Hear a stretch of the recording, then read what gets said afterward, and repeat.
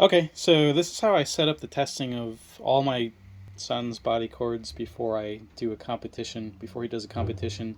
I guess the things to know first with the body cords is the way they're wired. It's just really straightforward for epee, and they're different for foil and saber. But for epee, it's just if you look at the posts and you say A, B, and C, they're connected A to A, B to B, and B to C.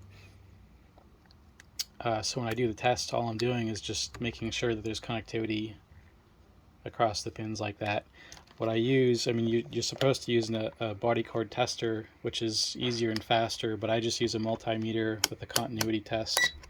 Most of them have some sort of function where there's a buzzer whenever a connection's made. So that's what I'm doing here.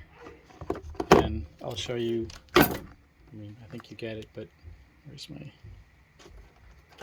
All you want to hear or find on a successful test is that noise. That just means that a connection's made. It means that the wire is not broken and that the body cord will work. When I do the test, and I'll show you, the first thing that breaks are the two,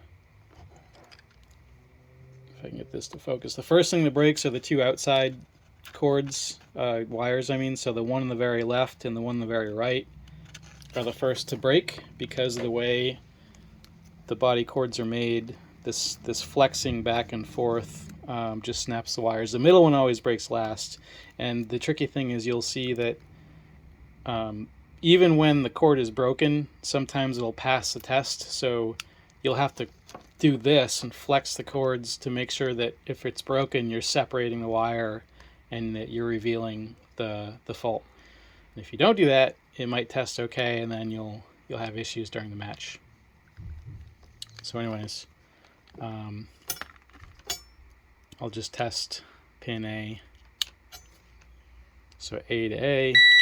We hear it, and I flex, and there's no break when I flexed it, so that's what you want to find. Again, sometimes they break, and they'll still be touching, and you have to pull the wires apart to hear any issues. If the buzzer stops, that's a problem. That's it. You see I marked it here. I make a mark every time I repair the cable. That means that these were broken at one point and I had snipped them off and taken the little plug apart and rewired everything. But these are good to go. I tested all three, but that's how you would do it for each.